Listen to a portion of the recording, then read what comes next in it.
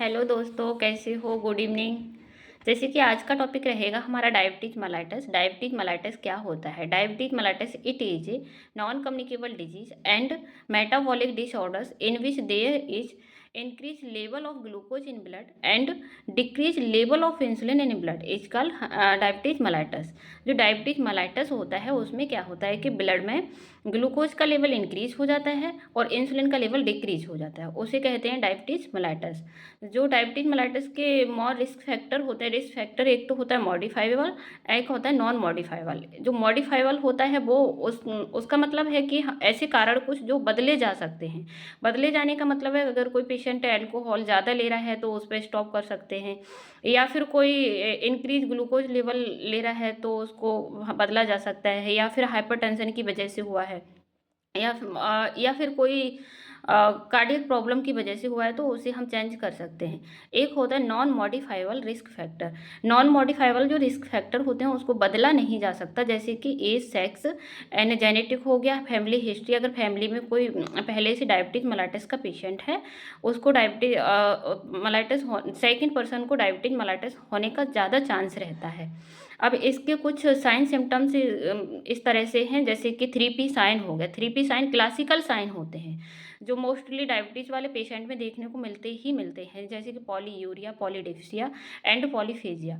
Polyuria का मतलब है कि उसको यूरिन ज़्यादा आएगा, पॉलीफेजिया का मतलब है कि उसको भूख ज़्यादा लगेगी, एंड पॉलीडिप्सिया, पॉलीडिप्सिया का मतलब है कि उसे प्यास भी ज़्यादा लगेगी। प्यास, भूख एंड यूरिनेशन जिस पेशेंट का ज़्यादा हो रहा है उसे डायबिटीज मेलाइटस होने का बहुत ज़्यादा चांस होता है। अब कुछ मतलब इसके नेक्स्ट आता है टाइप ऑफ डायबिटीज मेलाइटस। कितने टाइप का डायबिटीज होता है? Type of diabetes mellitus mostly 3 type का होता है, type first, type second and type third.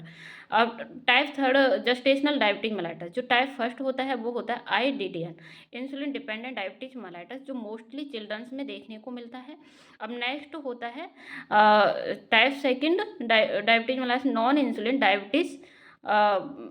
Insulin dependent diabetes mellitus, जो मोस्टली ओल्ड एज में देखने को मिलता है। जो इसमें क्या होता है कि इंसुलिन रेजिस्टेंस हो जाता है, इंसुलिन बनना कम हो जाता है। जो बीटा सेल है वो इंसुलिन बनाना कम कर देता है, उसकी वजह से टाइप सेकंड होता है। अब जो टाइप थर्ड है GDM, जेस्टेशनल डायबिटीज मेलाइटस, ये मोस्टली प्रेग्नेंट वुमेन में देखने को मिलता है, जिसमें क्या होता है कि जो प्रेग्नेंट वुमेन है उसका वेट गेन हो जाता है, वेट ज़्यादा हो जाता है, और जो उसका बच्चा है उसका बच्चे को हाइपोग्लाइसीमिया होने का चांस ज़्यादा होता है। हाइपोग्लाइसीमिया, मदर को अगर डायबिटीज मेलाइटस है तो बच्चे में हाइपोग्लाइसीमिया देखने का ज़्यादा चांस बढ़ जाता है। जैसे बच्चा मैक्रोसोमिक मिलेगा, जैसे उसका वजन ज़्यादा होगा, या फिर मतलब बच्चे में ब्लड ग्लूकोज लेवल कम हो जाएगा।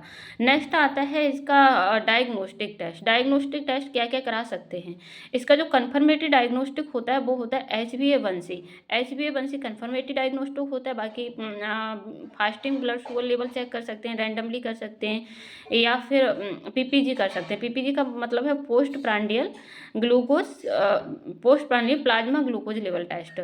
और इसका कुछ मैनेजमेंट होता है। मैनेजमेंट के उसमें देखा जाए तो एक होता है नॉन फार्माकोलॉजिकल मैनेजमेंट, सेकंड होता है फार्माकोलॉजिकल मैनेजमेंट। नॉन फार्माकोलॉजिकल जो मैनेजमेंट होता है उसमें क्या है कि जो लाइफ स्टाइल है उसको चेंज कर सकते हैं। अब लाइफ स्टाइल चेंज कैसे कर सकते हैं कि पेशेंट का अल्कोहल अवॉइड करा दो, और उसमें अगर कोई सोडियम की मात्रा ज़्यादा ले रहा है तो उसका सोडियम का मात्रा कम करा दो, और उस पेशेंट को बोलो कि वीक में कम से कम 5 दिन का एक्सरसाइज करना है, एक्सरसाइज या योगा कराने के लिए बोलो, या फिर उसका मतलब जो ओबेसिटी कम करने के लिए बोलो कि उसका ओबेसिटी कम कराना है। अब नेक्स्ट आता है मेडिकल ट्रीटमेंट। मेडिकल ट्रीटमेंट का मतलब है कि कोई मेडिसिन, जैसे इंसुलिन हो गया, इंसुलिन थेरेपी दो, और मेटफॉर्मिन हो गया, अकारबोज हो गया, या फिर ग्लिमिप्राइड हो गया इत्यादि। और बाकी नर्सिंग केयर आप नेक्स्ट टॉपिक में देखना। Thank you.